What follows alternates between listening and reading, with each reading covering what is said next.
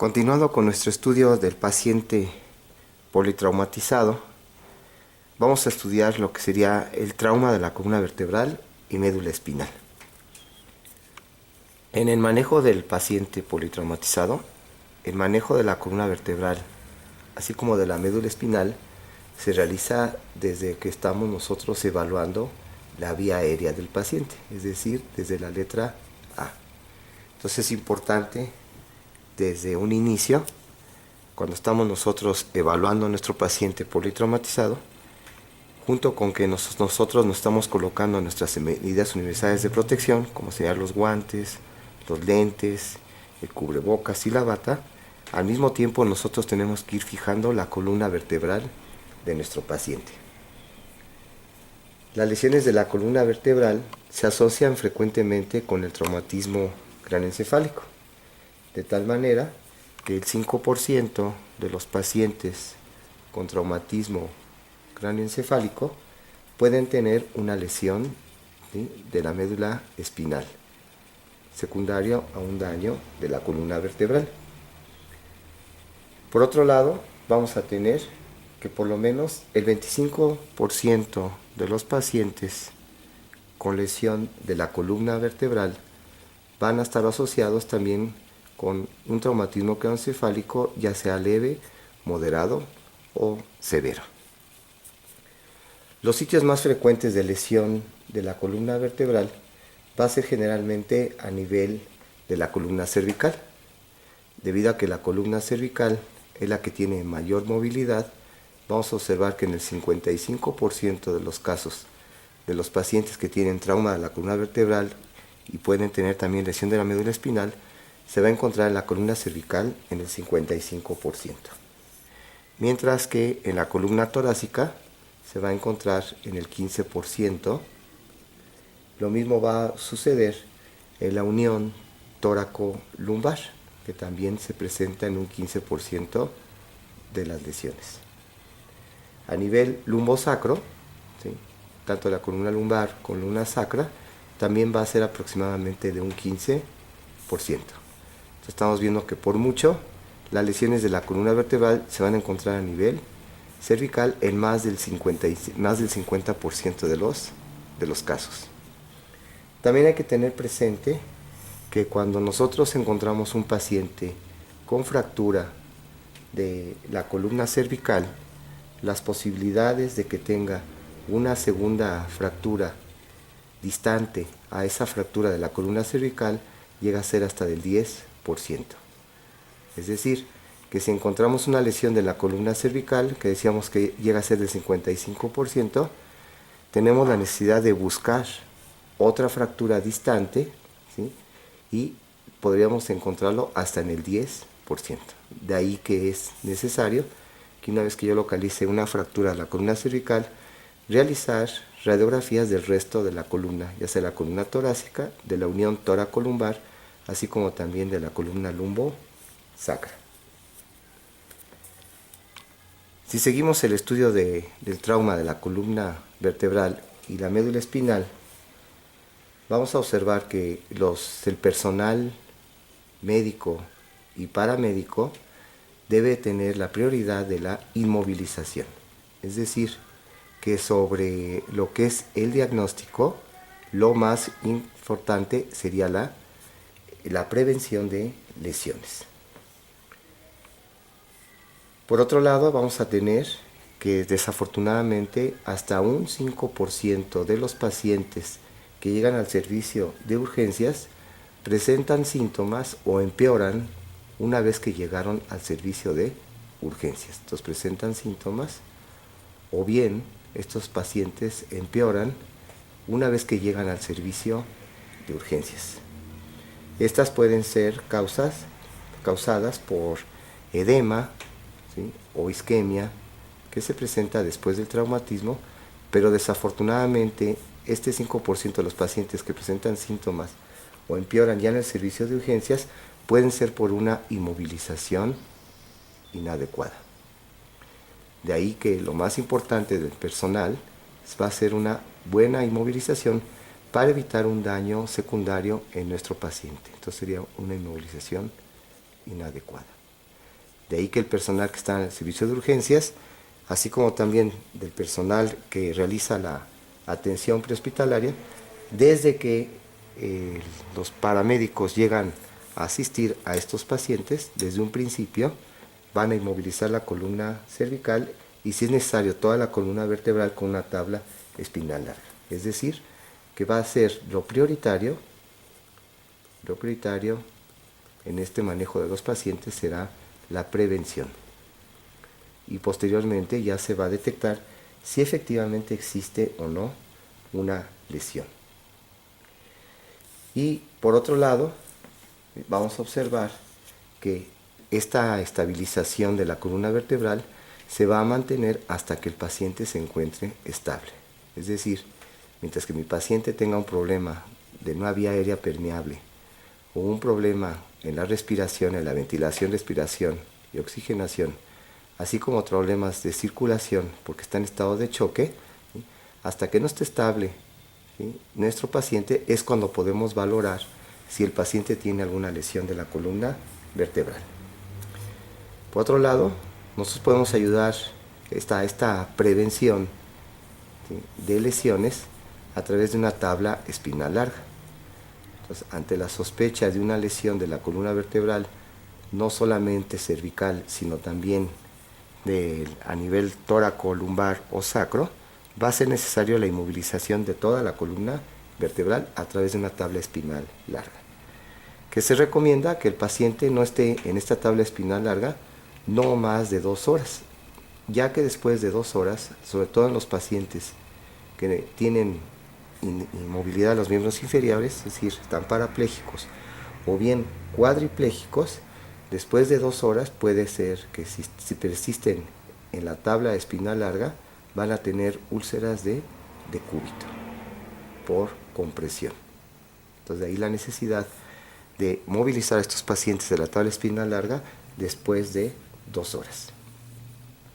Si analizamos un poquito de lo que sería la anatomía y fisiología de la columna vertebral y de la médula espinal, recordemos que la columna vertebral va a estar formada por 7 vértebras cervicales, ¿sí?, 12 vértebras torácicas, 5 vértebras lumbares y lo que sería el hueso sacro, que sabemos que resulta de la fusión de 5 vértebras sacras y el hueso coxis. También sabemos que las vértebras están formadas por su porción anterior, que sería el cuerpo vertebral, que es lo que va a dar la resistencia de lo que sería al peso, y tiene un arco posterior donde se encuentran los procesos articulares superiores, los procesos articulares inferiores, que se fijan al cuerpo vertebral a través de los pedículos, y hacia atrás se van a fijar las láminas para continuarse con los procesos espinosos. Y en sentido lateral tendríamos los procesos laterales. Si vemos una vista superior de la columna de una vértebra, tendríamos aquí adelante el cuerpo vertebral, aquí atrás los pedículos, el proceso transverso, el proceso espinoso, el otro proceso transverso, aquí serían los procesos articulares superiores, y aquí tendríamos lo que sería el canal raquídeo, donde se aloja la médula espinal o la cola de caballo cuando estamos por abajo de la primera vértebra lumbar. Por otro lado tenemos ligamentos, que van a ser ligamento, ¿sí?, lo que sería el ligamento longitudinal anterior, que va en toda la cara anterior de los cuerpos vertebrales, y el ligamento longitudinal posterior, que se encuentra en la cara posterior de los cuerpos vertebrales. Aquí está el longitudinal anterior y acá el longitudinal posterior. Tenemos ligamentos interespinosos, así como también los músculos paravertebrales, que son los que les dan estabilidad a la columna vertebral. Decíamos que por su mayor movilidad y exposición, las lesiones sobre todo se encuentran a nivel cervical. Ya decíamos que va a ser hasta en un 55% de los casos, va a ser la lesión de la columna cervical. Por otro lado, el canal raquídeo, que es donde decíamos se aloja la médula espinal, este canal raquídeo es muy amplio en los segmentos superiores, es decir, es muy amplio desde el foramen occipital hasta C2. Entonces, desde el foramen occipital a C2 es muy amplio este canal raquídeo. De ahí que cuando los pacientes presentan lesiones en esta región, son lesiones muy graves y que hasta 1/3 de los pacientes, ¿sí?, llegan a fallecer por lesiones en estos niveles de la unión cráneo cervical, a pesar de que el canal raquídeo es muy amplio. A partir de C3, ¿sí?, el canal raquídeo empieza a disminuir en su calibre, a partir de la tercera vértebra cervical. Recordemos que en los niños menores de 8 años, las cápsulas articulares y los ligamentos son más flexibles. De ahí que no es raro que el niño pueda tener lesiones de la médula espinal sin tener evidencia radiológica de lesión de la columna vertebral. Por otro lado, en los niños tiende a haber cierto acuñamiento de sus cuerpos vertebrales, ¿sí?, de C3, C4, y es normal este acuñamiento y no debemos confundirlo con fracturas por acuñamiento. Por otro lado, también las facetas articulares son más planas y decíamos que son más flexibles, más elásticos sus ligamentos, de ahí que pueda haber, ¿sí?, problema de esguinces más fácilmente en estos niños sin evidencia radiológica de alguna lesión. Después de los 12 años, las características de la columna vertebral son similares a la del adulto, las características de la columna vertebral de estos niños, sobre todo a nivel cervical. Si seguimos ahora con la columna torácica, la columna torácica tiene la característica que presenta menos movilidad, y esta menor movilidad es debido a la fijación que le dan las costillas, lo que sería propiamente el tórax óseo. Por lo tanto, al haber menos movilidad, también va a ser menos frecuente las fracturas. Y cuando se presentan las fracturas de la columna torácica, generalmente estas fracturas son por compresión o bien fracturas con una reducción de la altura en la porción anterior, que sería en cuña, y por otro lado tiene la característica que el canal raquídeo es muy estrecho, entonces canal raquídeo muy estrecho. De ahí que una pequeña luxación de estos cuerpos vertebrales puede provocar una lesión de la médula espinal. Entonces generalmente la lesión de la médula espinal se presenta por luxaciones o subluxaciones entre las vértebras torácicas. La columna lumbosacra también, ¿sí?, se puede lesionar en forma muy parecida por fracturas por compresión en cuña, y también puede haber luxaciones del canal lumbosacro. Si seguimos ahora con características de la médula espinal, ¿sí?, la médula espinal que se va a alojar dentro de este canal raquídeo, sabemos que nace, su extremo superior es a nivel del bulbo raquídeo o la médula oblongada, que sería allí en la unión entre el proceso odontoides del axis y el arco anterior del atlas. Y su término de la médula espinal se va a encontrar en el disco intervertebral entre L1 y L2, y por debajo de ella vamos a encontrar lo que sería la cola de caballo, que está formado por las raíces lumbosacras y la coccigia. De la anatomía de la médula espinal importante tendríamos que va a presentar principalmente 3 tractos, uno descendente que es motor y 2 ascendentes que son sensitivos. Los tractos ascendentes importantes serían los que hacen o ascienden directos, que sería la neurona ganglionar, y va a ascender directo a través de los cordones posteriores, que son los fascículos de grácil, que es el medial, y cuneiforme, que es el lateral, y que van a llevar la información propioceptiva. La mnemotecnia es el BT, PP. es decir, la sensación de vibración, la de tacto fino discriminativo, la propiocepción consciente y la sensación de peso. Entonces, esta sensación de vibración, tacto fino, propiocepción consciente, es decir, de posición y movimiento y de peso, ascienden en forma directa por los fascículos de los cordones posteriores de grácil y cuneiforme. Grácil, que lleva la información de los miembros inferiores, y cuneiforme de los miembros superiores. El otro tracto importante ascendente es el de la termoalgesia, en donde la neurona ganglionar que lleva al dolor y temperatura va a hacer sinapsis en el asta posterior y posteriormente se va a decusar. Y va a ascender en el cordón anterior y en el cordón lateral en su porción anterior. Entonces el tracto espino-talámico, que tiene la característica que asciende decusado y va a llevar la sensación del dolor y temperatura. Y tendríamos un tracto descendente que va aquí en el cordón lateral en su mitad posterior, que sería la vía córtico-espinal, que forma parte de la vía piramidal y que sabemos que se decusa en la unión bulbo-espinal, desciende ya decusada por el cordón lateral y termina en las astas anteriores de la médula espinal, en la neurona motora inferior, y que lesiones de este tracto córtico-espinal van a provocar parálisis del mismo lado de la lesión. Si el paciente tiene una lesión en el cordón lateral izquierdo, va a haber parálisis de las extremidades del lado izquierdo. Si es a nivel cervical, de todo el hemicuerpo, y si es a nivel torácico lumbar, va a ser solamente del miembro inferior, de ese mismo lado. Y si tiene una lesión de la médula espinal del lado izquierdo, se va a lesionar el tracto espinotalámico, ¿sí?, izquierdo, y entonces va a perder la termoalgesia del lado derecho del paciente.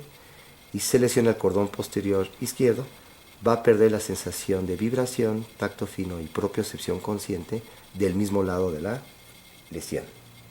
Entonces, de esa forma, va a ser importante clasificar si nuestro paciente tiene una lesión medular y si esa lesión medular es completa, que va a tener mal pronóstico, o bien es incompleta.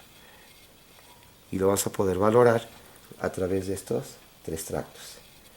Por un lado, tenemos que valorar si hay preservación de la región sacra. Es importante hacer la exploración de la región sacra, que sería de la región perineal, y que nos estaría hablando de una lesión parcial. Y aquí tenemos que ver también la contracción del esfínter rectal, la contracción voluntaria del esfínter rectal. Entonces, es importante valorar si es una lesión completa o incompleta, ¿sí?, la valoración de la preservación sacra en la región perianal y la contracción voluntaria del esfínter rectal, que a veces pasa inadvertida y pensamos que es una lesión completa, pero si se explora esta región perianal, se observa que todavía el paciente tiene preservación sensitiva de la región perianal y tiene todavía contracción voluntaria del esfínter rectal. Si seguimos con la valoración de este paciente con trauma de la columna vertebral y de la médula espinal, nos haríamos la pregunta de cómo valoramos el estado neurológico del paciente. Entonces, ¿cómo realizo la valoración neurológica de estos pacientes? Pues realmente lo hacemos a través de la valoración de los miotomos o de los miotomas, y así como también de los dermatomas. Entonces vamos valorando la condición neurológica de nuestro paciente, y entonces puedo valorar lo que serían los miotomas. Es decir, vamos a valorar la fuerza muscular. Y estos miotomas pues podríamos ir valorando C5, y es a través de la fuerza del deltoides. El deltoides es importante para la separación del brazo, es decir, para la elevación del brazo, de la separación del brazo del tronco, y entonces a través de esta separación del brazo puedo valorar el deltoides y sería la raíz de C5. C6 la voy a valorar a través de la flexión del codo. Entonces a través de la flexión del codo puedo estar valorando el miotoma de C6. C7 lo puedo valorar a través de la extensión del codo, es decir, a través de la contracción del tríceps. Entonces, extendiendo el codo, ¿sí?, puedo valorar lo que sería el miotoma de C7. C8 sería la flexión de los dedos de la mano. Entonces, a través de la flexión de los dedos de la mano puedo valorar C8, y T1 lo puedo valorar a través de la abducción o separación de los dedos. De esa forma puedo estar valorando gran parte de lo que sería el plexo cervical.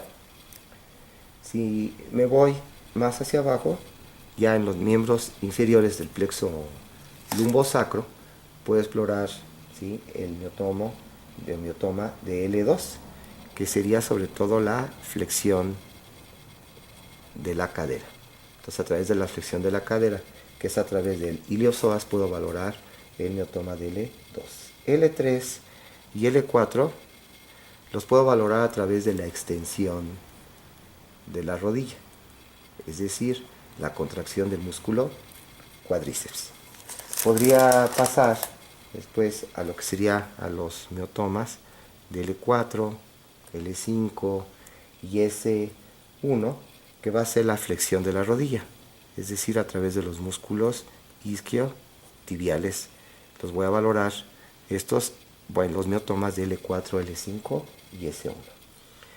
L5 lo puedo valorar solo a través de la dorsiflexión del pie, ¿sí?, es decir, que el paciente haga su pie hacia arriba, ¿sí?, que sería la pierna, y haga una dorsiflexión. Y S1 lo voy a valorar a través de la flexión plantar, como si fuera de puntitas el pie, flexión plantar. Entonces, de esa forma yo puedo ir valorando los miotomas, ¿sí?, es decir, la fuerza de contracción de cada uno de estos, ¿sí?, raíces nerviosas. Y por otro lado decíamos que también puedo valorar lo que sería la sensibilidad, es decir, lo que serían los dermatomas. Los dermatomas, recordemos que es la porción de la piel que está siendo inervada por un nervio espinal y que se empalman, se llegan a empalmar uno y otro. Y entonces, de los dermatomas podríamos empezar con C5, que ya tengo el miotoma, ¿sí?, que sería la fuerza de contracción del deltoides, de la separación del brazo. C5 sería la piel que cubre al músculo deltoides, es decir, ahí en el hombro. Entonces, la piel que cubre al deltoides, es decir, en el hombro. Tendríamos C6. C6 corresponde a la sensibilidad del dedo pulgar, mientras que C7 es la del dedo medio. Y C8 sería la sensibilidad del dedo meñique. Así puedo ir valorando los dermatomas de la mano. Me puedo ir al tronco y para recordar puntos claves, ¿sí?, T4 sería a la altura del pezón. Quiere decir que por arriba del pezón va a ser T3 y T2. T2 que corresponde a la región infraclavicular. Otros puntos claves para ir encontrando los dermatomas e ir localizando los niveles de lesión de la médula espinal tendría T8. T8, ¿sí?, que sería el apéndice gifoides del esternón. Entonces, el apéndice gifoides del esternón sería T8, mientras que el ombligo, ¿sí?, la piel que está sobre el ombligo, sería T10, el ombligo. Me voy en sentido más caudal y T12, la sensibilidad de T12 correspondería a nivel de la sínfisis del pubis. Entonces, ya de esa forma puedo ir localizando el nivel de lesión de la médula espinal. Y me voy a miembro inferior y L4 sería la cara medial de la pierna. Entonces, sería cara medial de la pierna, es decir, ahí se extiende hasta el malleolo medial. Y L5 va a corresponder a la piel en el dorso del pie, entre el primero y segundo cortejos, mientras que lo que sería S1 sería la porción que está en el borde externo del pie, es decir, en el malleolo externo, mientras que L4 sería el malleolo medial o el malleolo interno. Entonces, borde externo del pie, S1, y podríamos irnos más hacia arriba, y S3 es la piel que se encuentra sobre la tuberosidad isquiática. Estaría en la tuberosidad isquiática, ¿sí? Allá en la región glútea, mientras que S4, la sacro 4 y sacro 5, va a ser la región perianal. Entonces, son puntos claves que nos sirven para ir recordando, ¿sí?, dónde están los dermatomas, así como también puedo valorar la fuerza muscular, es decir, los miotomas, y de esa forma hago una valoración neurológica de mi paciente. Hay que recordar que esta valoración neurológica se va a realizar una vez que mi paciente ya se encuentra estabilizado en su vía aérea, en su oxigenación, así como también en su perfusión y la circulación. Mientras que yo esté estabilizando a mi paciente, lo prioritario va a ser la prevención de una lesión. Por lo tanto, el personal, desde la atención prehospitalaria y a nivel hospitalario, continúa la inmovilización. Entonces, lo prioritario es la prevención, y posteriormente va a ser ya propiamente la detección de una lesión de la médula espinal. Cuando hay lesión de la médula espinal, se pueden encontrar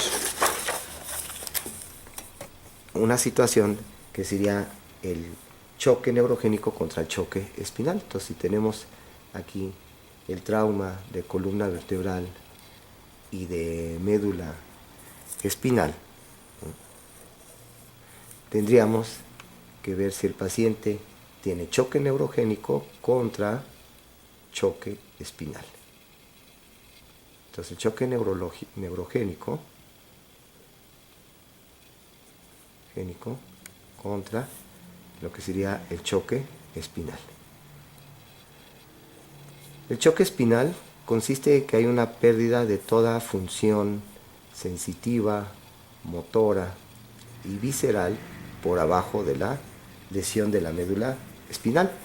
Entonces, si el paciente tuviera una lesión entre C5 y C6 de las vértebras C5 y C6, lo más seguro es que el paciente por abajo de la lesión va a estar cuadripléjico.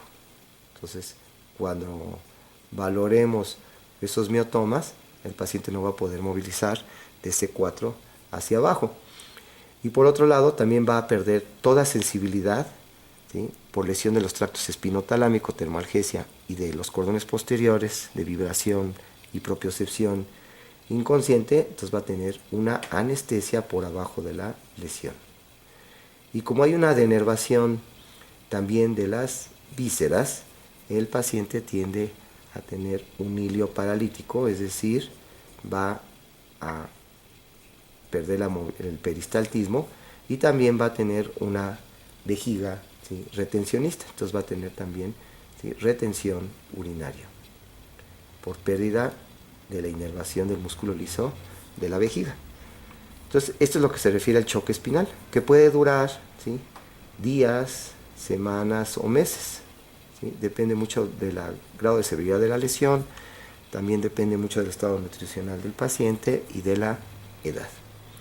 Una vez que sale de este choque espinal, donde hay una parálisis flácida con anestesia y problemas de inervación del intestino y de la vejiga, posteriormente ya se presentan los fenómenos de liberación clásicos de la neurona motor inferior, donde empieza a haber hiperreflexia, y ahora va a haber espasticidad de la vejiga, pero el paciente va a persistir con la anestesia y va a persistir con pérdida del movimiento voluntario. Pero muchas veces este choque espinal se puede asociar con una pérdida del tono simpático. Y si hay pérdida del tono simpático, entonces este choque espinal, ¿sí?, se va a asociar con el choque neurogénico. Entonces, este choque neurogénico se va a presentar por pérdida del tono simpático. Entonces, al perderse el tono simpático, va a haber una vasodilatación periférica. Y esa vasodilatación periférica va a provocar un secuestro del volumen circulante, y de esa forma el paciente va a estar en un choque de tipo distributivo, que es el choque neurogénico. Recordemos que el otro choque distributivo por vasodilatación periférica se presenta en el choque séptico. Por otro lado, esta vasodilatación periférica muchas veces va asociada con una pérdida de la inervación simpática del corazón que se va a manifestar por bradicardia. Entonces el paciente puede estar muy hipotenso, 80-40, y una frecuencia cardíaca de 60-65, que no correspondería a esa hipotensión tan severa, donde estamos acostumbrados a ver que hay una taquicardia refleja. Pero entonces al haber esta pérdida del tono simpático, se presenta la vasodilatación más la bradicardia. Este choque neurogénico generalmente se ve por lesiones en la columna, en la médula espinal cervical, o también en la médula espinal torácica alta.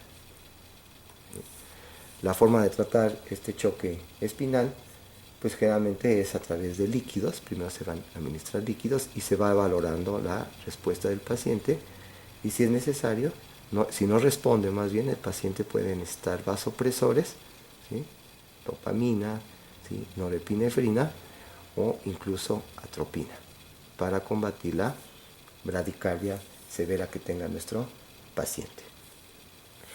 ¿Qué otros efectos va a tener las lesiones de la médula espinal y de la columna vertebral?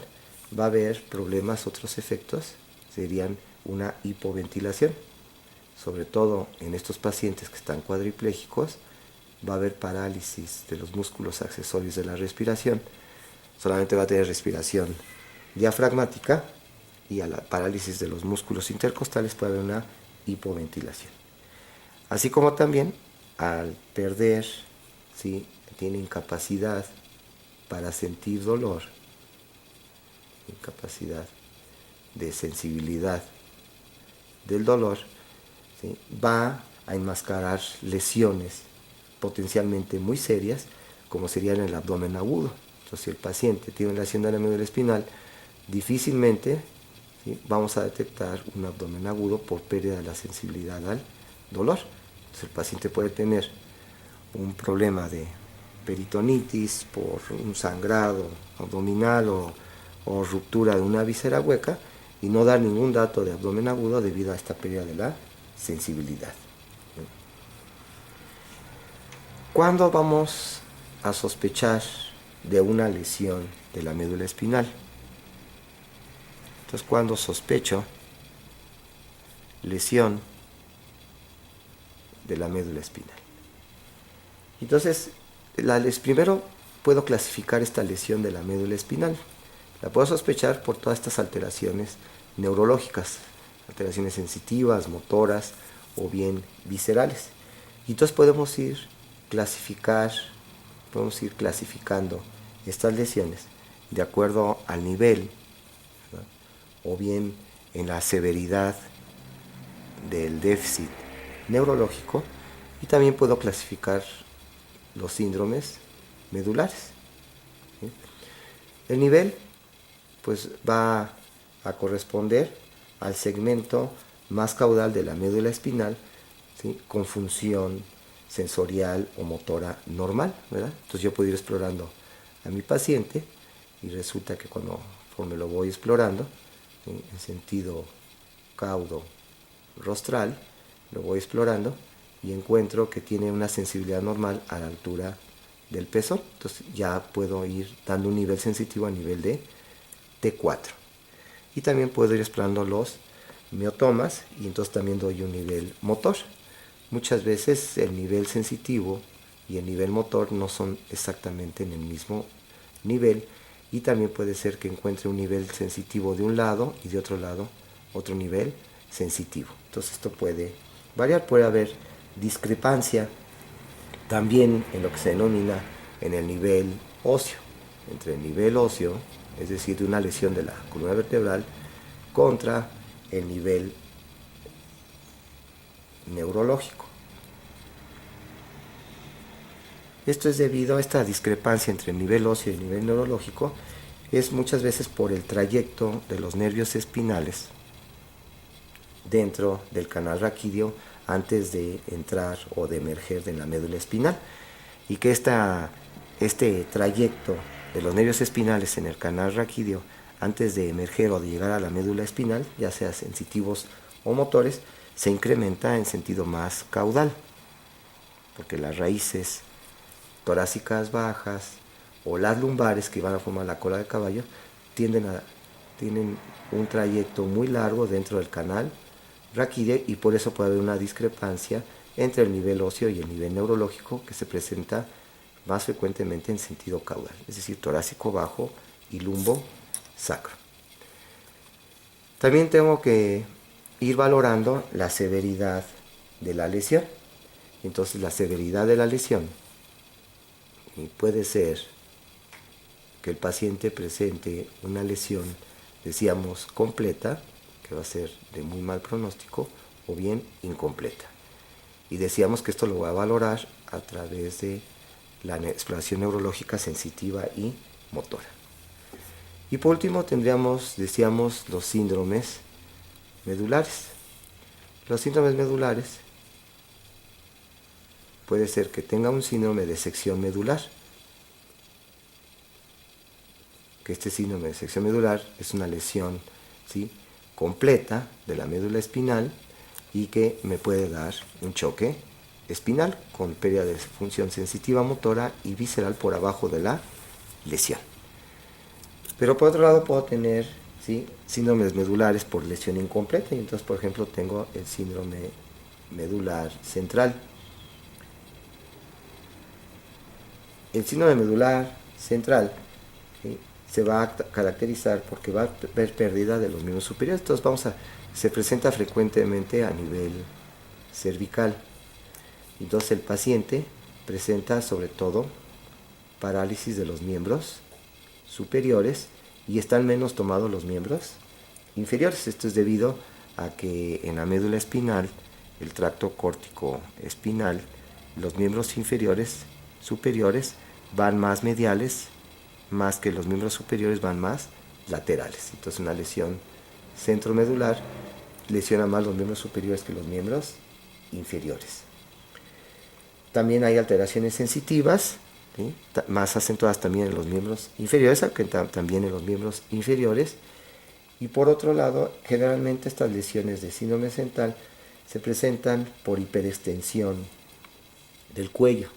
Entonces, esta hiperextensión del cuello es lo que va a provocar este síndrome medular, una hiperextensión cervical. Y también se llega a presentar en pacientes que ya tienen un canal estrecho previo, es decir, van a ser pacientes de edad que tienen problemas osteoartríticos y que tienen un canal estrecho. Entonces esta hiperextensión puede provocar problemas vasculares. Entonces esta isquemia de la médula espinal es lo que provoca este síndrome central.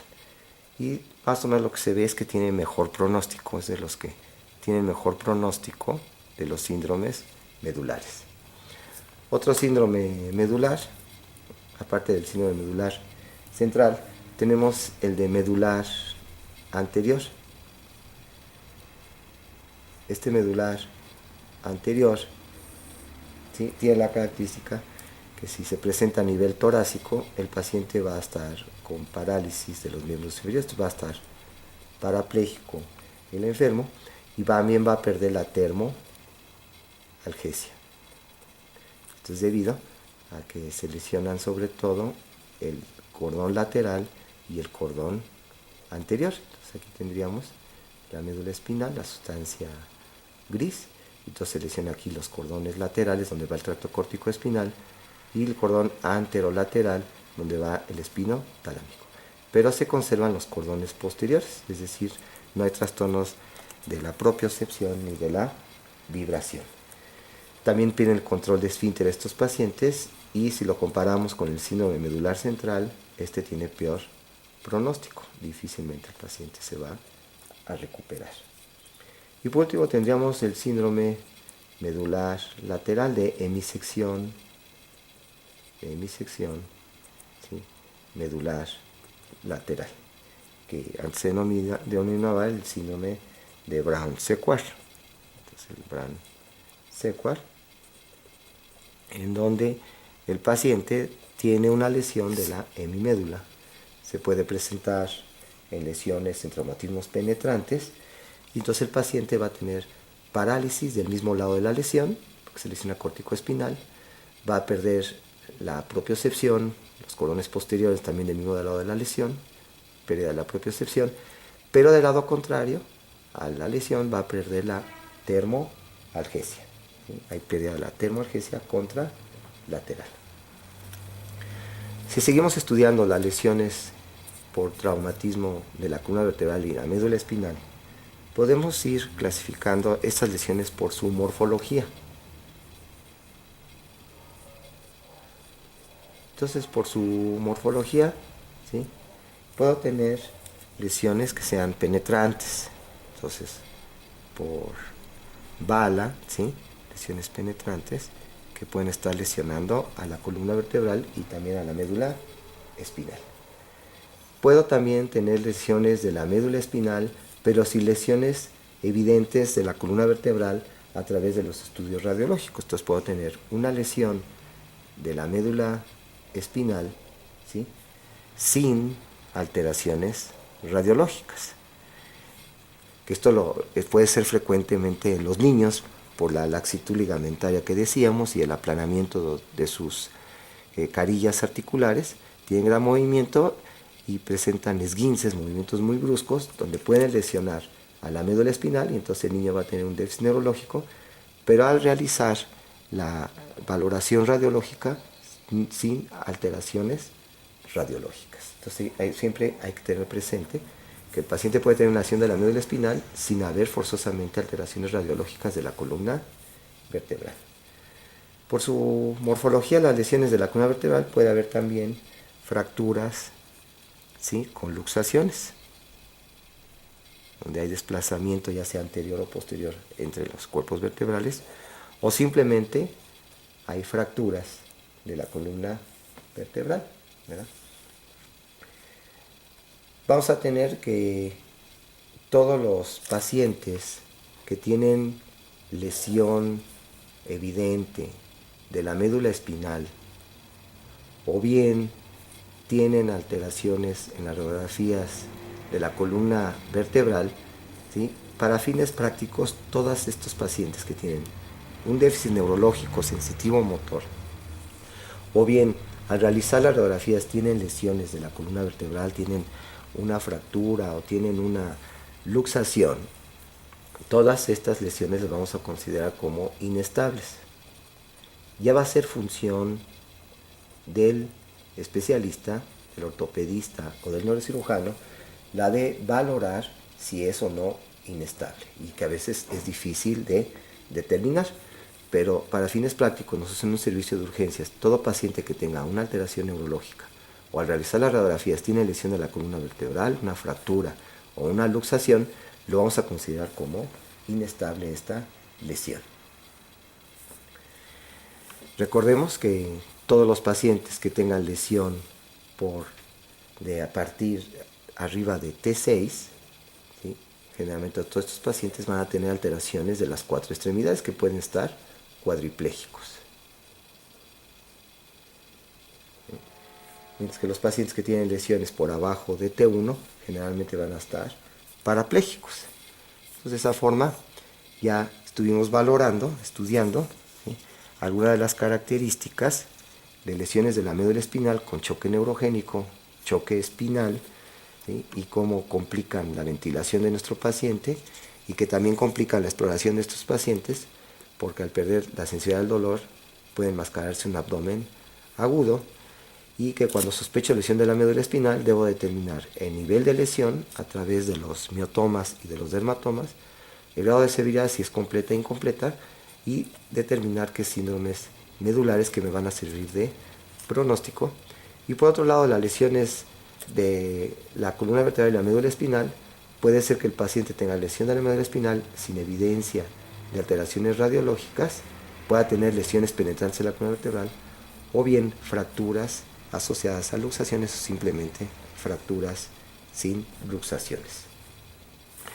Si continuamos el estudio de las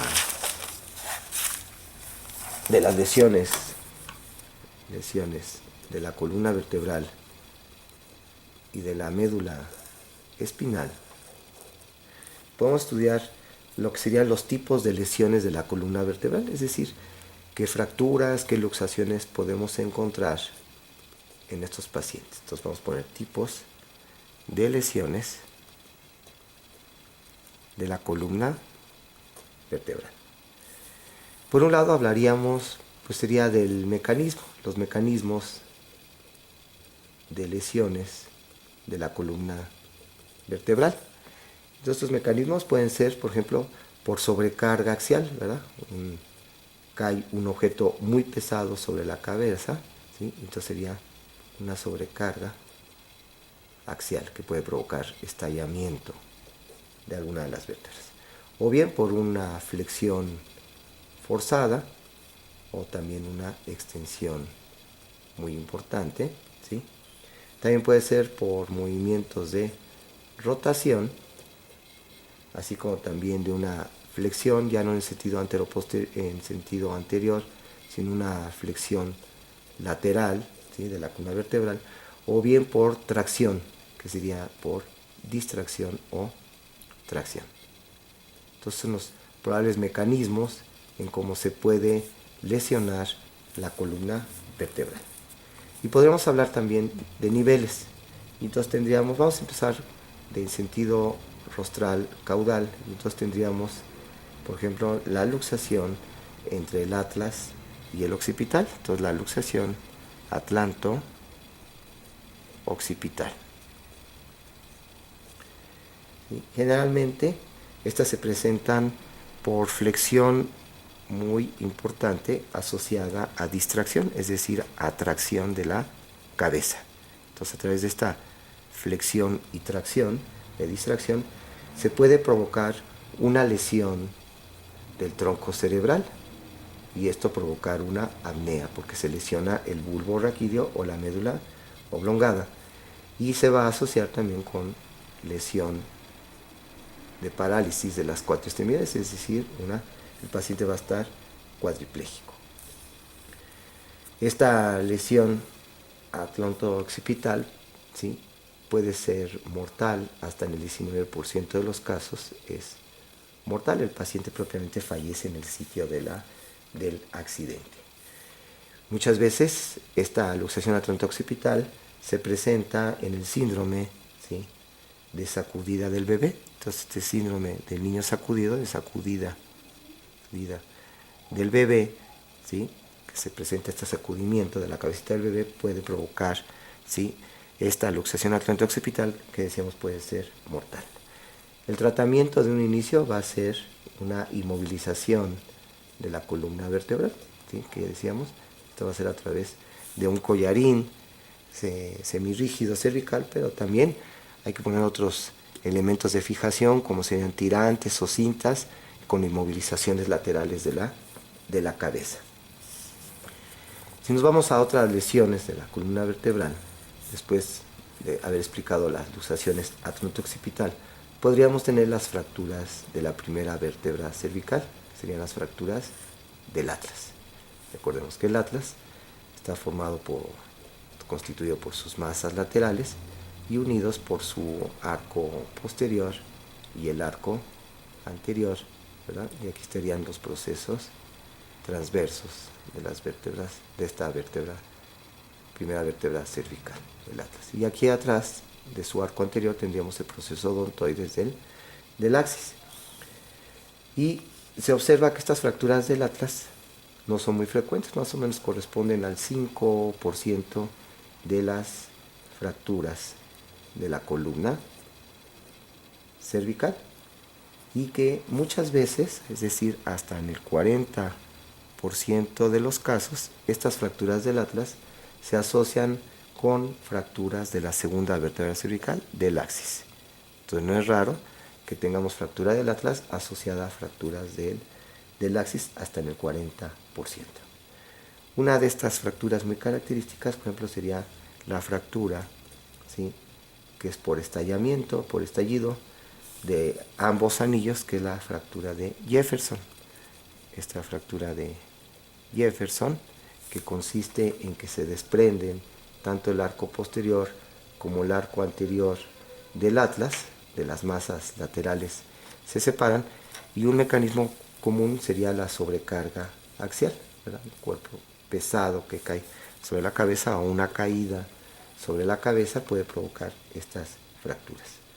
Que muchas veces esas fracturas de Jefferson, que se dice que por estallido, ¿sí?, donde separan estos arcos del atlas, muchas veces no puede ser que no provoquen una sintomatología si no comprimen la unión ahí de la porción bulbo espinal, y que muchas veces se puede determinar a través de una radiografía en AP con la boca abierta, o bien muchas veces va a ser necesaria una tomografía axial computada de esta zona, que son los sitios difíciles a veces de valorar con las radiografías convencionales lateral y AP de la columna cervical. Pasaríamos a ver otras lesiones, ¿sí?, que serían la subluxación rotatoria de la unión entre la odontoides y el arco anterior del atlas. Esto sería la subluxación, ¿sí?, una subluxación generalmente por movimientos rotatorios de C1 y C2, ¿sí? Esta es más frecuente en niños por la misma laxitud de sus ligamentos, y muchas veces el niño persiste con una rotación de su cabecita, entonces hay que dejarlo, hay que movilizarlo en esta posición, en la rotación de la cabeza, y nunca tratar de alinear esta luxación porque se puede provocar mayor daño. Entonces, si que se queda con rotación la cabecita, así es como se fija, aunque no esté en posición neutra. Podemos seguir ahora con lo que serían las fracturas ya propiamente del axis. Más o menos, estas fracturas del axis corresponden a un 18% de todas las fracturas cervicales, es decir, que son más frecuentes que la del atlas y que la luxación atlanto-occipital. Entonces, 18% de las fracturas a nivel cervical son de la odontoides, y de todas las lesiones cervicales son el 18%. Y de C2, que es el axis, lo que más se fractura es el proceso odontoides, que se llega a fracturar hasta en el 60% de las fracturas del axis. Y pues sabemos que pueden ser de tres tipos, y hacemos aquí, este sería el proceso odontoideo, y aquí el cuerpo del axis, y entonces tenemos la de tipo 1, en donde se fractura, ¿sí?, en su porción superior el proceso odontoides, la tipo 2, en donde la fractura va a ser en la base del proceso odontoides, y tendríamos la tipo 3, en donde hay fractura del odontoides y que esta fractura se extiende hacia el cuerpo de C2. Entonces aquí está el tipo 1, el tipo 2 y el tipo 3, ¿sí? El tipo 2, este es el más común, en donde hay fractura en la base del proceso odontoides. ¿Cómo los vamos a poder diagnosticar? Sería a través de una radiografía AP con boca abierta, ¿sí?, para poder observar estas fracturas. Que también esta proyección, veíamos, nos sirve para la subluxación de la columna del atlas con la odontoides, ¿sí? Puede ser que también haya una fractura del axis, pero ahora de su arco posterior. Entonces, las fracturas del arco posterior de C2, ¿sí?, que es la fractura del ahorcado, ¿sí? Aquí, ¿sí?, en esta fractura del ahorcado hay una fractura de las facetas interarticulares. Entonces, las facetas superiores e inferiores de C2, las interarticulares, son las que se fracturan, en donde propiamente se desprende el arco del axis, se desprende del cuerpo vertebral, ¿sí? Y el mecanismo generalmente de esta fractura del ahorcado es por una hiperextensión del cuello y de la cabeza. Bien. Si seguimos con las lesiones de la columna vertebral, ahora tendríamos las fracturas que se pueden asociar también a luxaciones de las vértebras que tienen más movimiento, que sería de C3 a C7. Recordemos que el sitio donde ocurre mayor flexión y extensión en el cuello es entre C5 y C6, es donde hay mayor flexión, ¿sí?, y extensión del cuello. Por lo tanto, el sitio más común de luxaciones del cuello va a ser en estos niveles, C5 y C6. Y por otro lado, la fractura cervical que más se fractura, ¿sí?, la vértebra, perdón, cervical que más se fractura va a ser C5. Entonces la luxación más frecuente es C5, C6, y la vértebra que más se fractura es la de C5. ¿Sí?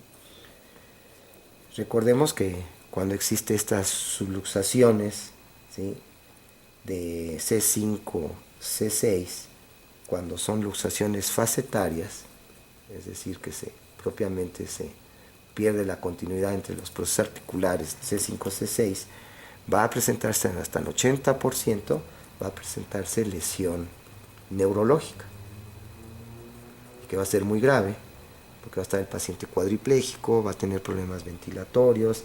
Si hay pérdida del tono simpático, pues también el paciente va a estar en choque neurogénico. Si nos vamos más abajo, tendríamos ahora lo que serían las fracturas de la columna torácica, que son menos frecuentes que de las vértebras cervicales. De las fracturas de la columna torácica, generalmente de T1, ¿sí?, a T10, de T11, T12 y L1 son de la unión tóraco-lumbar. Generalmente estas fracturas de la columna torácica de T1 a T10 pueden ser en cuña, es decir, donde hay un descenso de la porción anterior del cuerpo vertebral.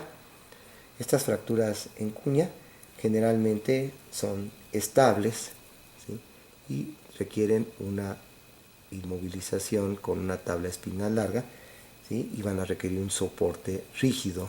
Eso ya lo va a hacer el médico, el traumatólogo o el ortopedista. Podemos tener lesiones por estallido, en donde propiamente la compresión hace que haya fracturas, ¿sí?, con minuta del cuerpo vertebral por estallido,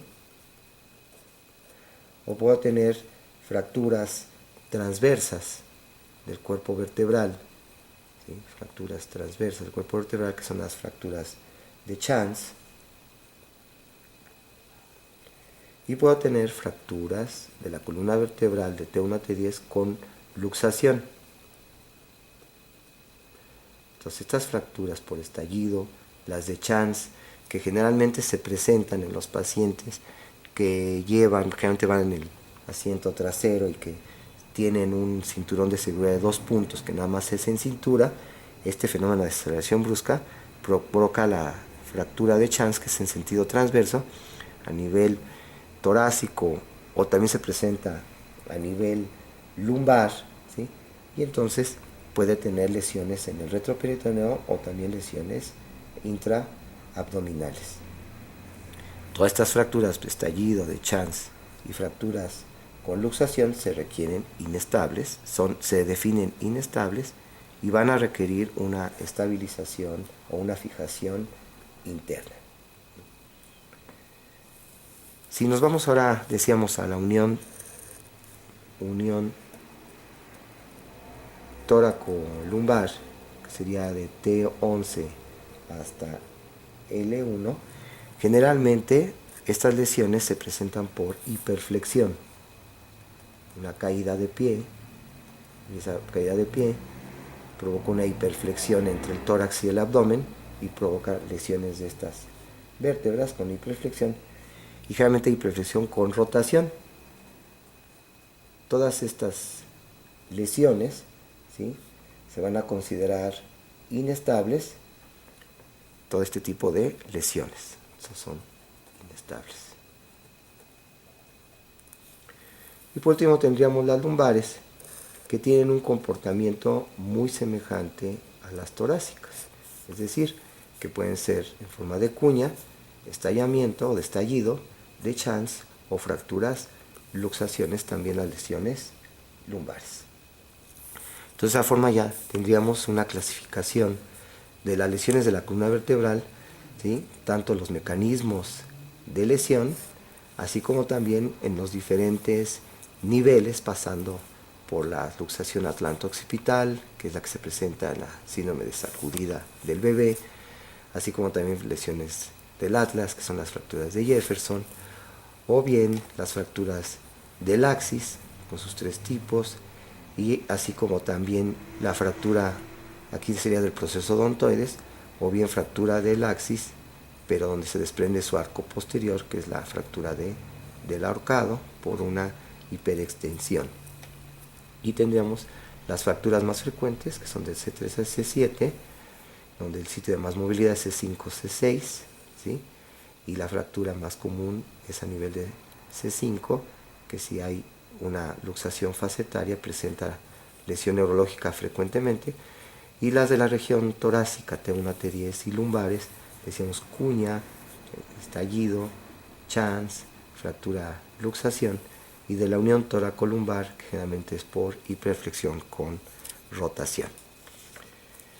Pasaríamos, por último, a lo que sería qué es lo que se realiza en este tipo de lesiones.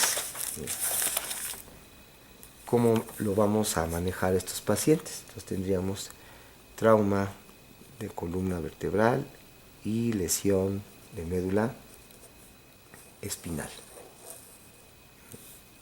Entonces, estos pacientes, ¿cómo voy a descartar su lesión? Pues a través de una adecuada exploración clínica, es decir, un estudio clínico, más una valoración radiológica. Más valoración radiológica.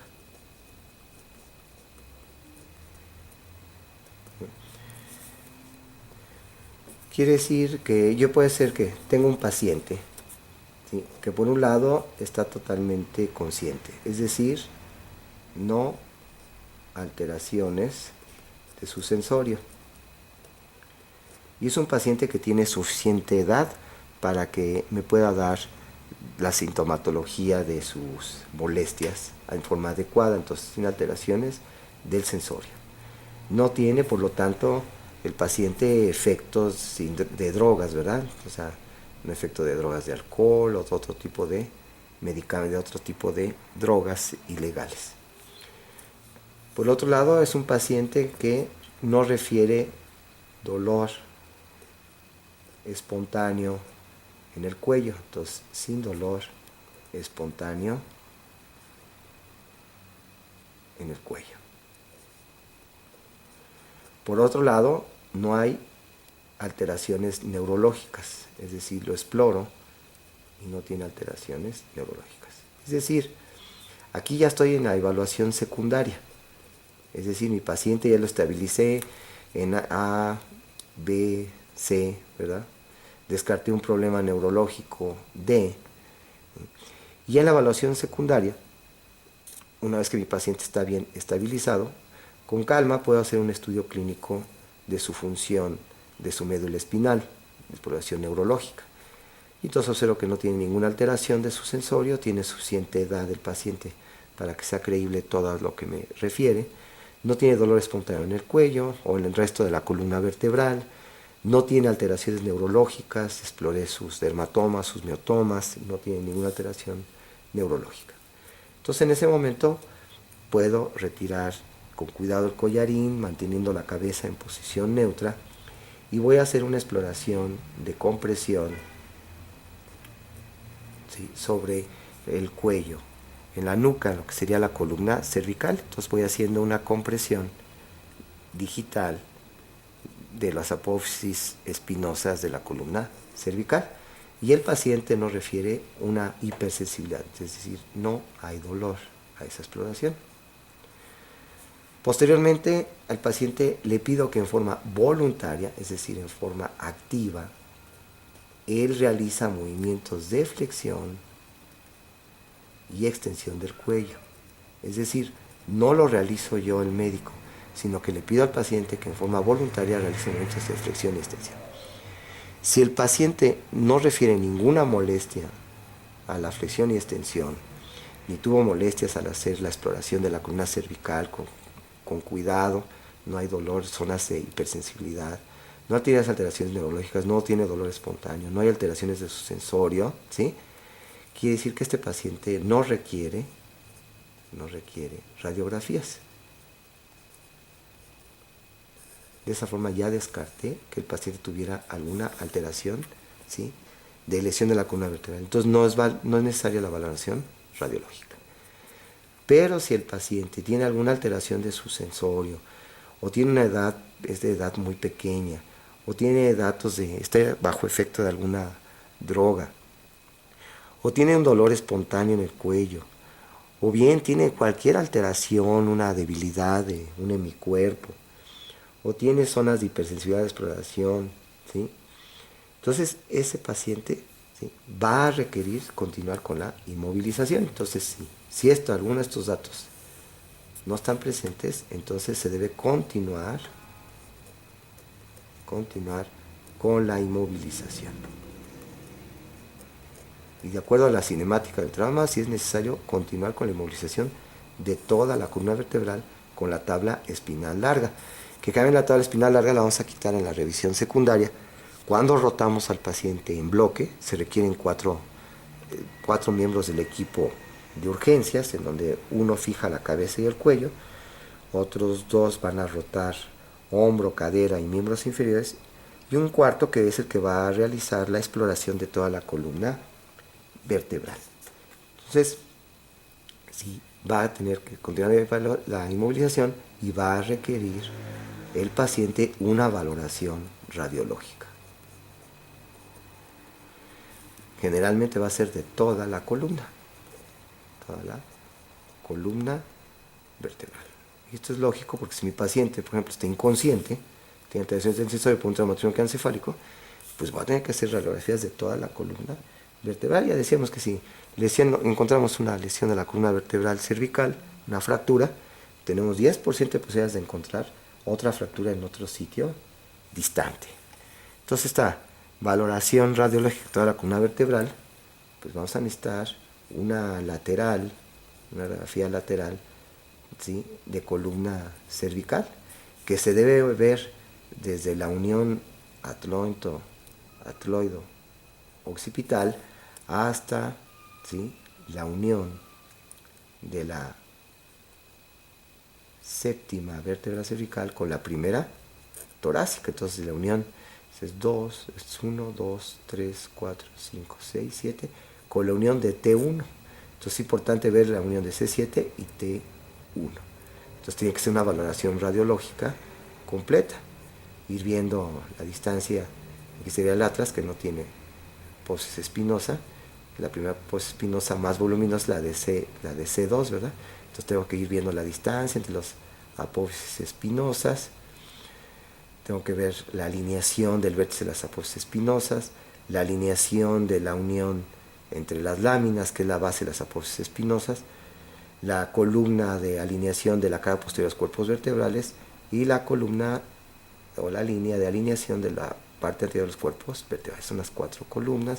De esa forma puedo ir viendo si tiene luxaciones el paciente, tengo que ir descartando fracturas.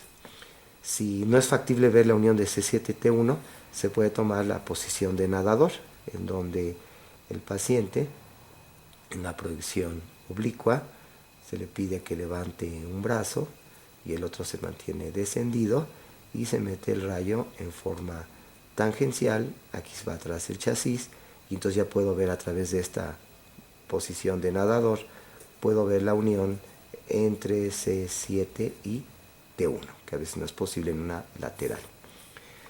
También vamos a tomar una AP de columna cervical y también una AP con la boca abierta para poder observar fracturas del proceso odontoides o luxaciones del atlas.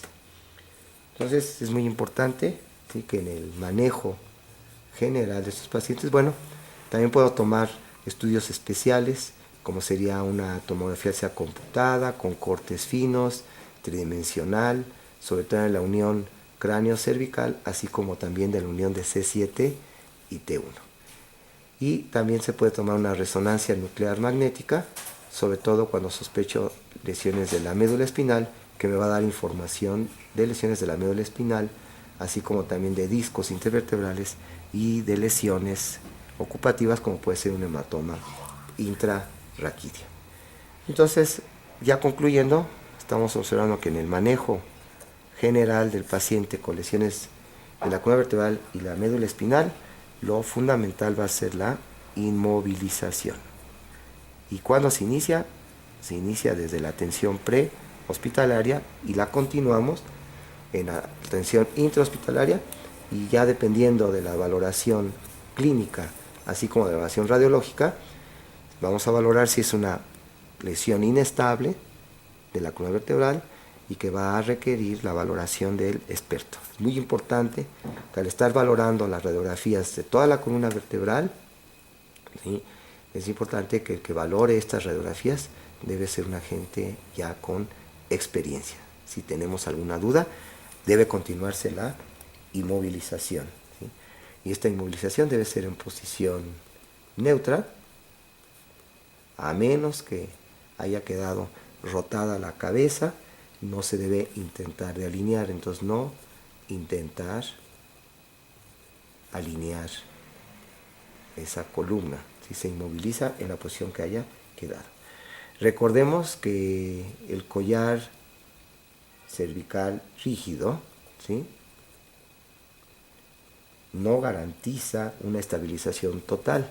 Entonces muchas veces se va a requerir una tabla espinal rígida, ¿sí?, más dispositivos de fijación lateral, ¿sí?, y cintas y cinturones. Entonces es muy importante que tener al paciente el collar cervical no inmoviliza totalmente la columna cervical. Entonces se requieren dispositivos laterales, como una especie como de colchoncitos laterales, fijos con cintas o cinturones, ¿sí? Hay que recordar que en el paciente que está agitado por hipoxia o por intoxicación de drogas o por el dolor, este paciente es necesario sedarlo, porque se puede lesionar su columna. Entonces sedarlo, y relajantes de acción corta. Hay que tener presentes que si lo sedo y lo relajo, puede ser que necesite un apoyo ventilatorio. El retiro de la tabla espinal, ¿sí?, se hace, decíamos, durante la revisión, se hace en la revisión secundaria, ¿sí?, cuando se rota el paciente, que decíamos con 4 elementos de la unidad de choque. Dentro del manejo general va a requerir el paciente la infusión intravenosa de líquidos, ¿sí?, que deben ser soluciones, ¿sí?, isotónicas, generalmente solución fisiológica a 0.9%. ¿Sí? Hay que descartar el estado de choque neurogénico, ¿sí?, un paciente que tiene estado de choque, ¿sí?, y que administramos líquidos y no mejora y tiene tensión baja más bradicardia, pues vamos a pensar que tiene un choque neurogénico y que seguramente después de la administración de líquidos va a requerir la administración de fenilefrina, dopamina o norepinefrina. Por otro lado, en el manejo general de medicamentos, desafortunadamente no se ha demostrado, ¿sí?, que una mejoría o una disminución de las lesiones de la médula espinal con los esteroides. Entonces no hay una evidencia que el uso de esteroides sea adecuado o que sirva, ¿sí?, y muchas veces favorecen infecciones, así como de acidosis. Recordemos que la mejor forma de manejar la médula espinal, al igual que lo que hacíamos en las lesiones encefálicas, en traumatismo encefálico, evite una hipotensión y evite una hipoxia, porque la médula espinal, igual que el tejido encefálico, ¿sí?, la hipoxia y la isquemia pueden provocar mayor lesión. También hay que recordar que en el traslado, de estos pacientes, sobre todo en lesiones por arriba de C6, seguramente van a requerir una asistencia ventilatoria, entonces van a lo mejor a requerir una vía aérea definitiva, es decir, una intubación endotraqueal. Muy bien, entonces de esa forma ya tenemos en forma muy genérica lo que sería el manejo del traumatismo de la columna vertebral, así como de la médula espinal, que se realiza tanto en la revisión primaria a través de la inmovilización y ya en la revisión secundaria, bien estabilizado el paciente, la valoración del estudio clínico y la valoración radiológica.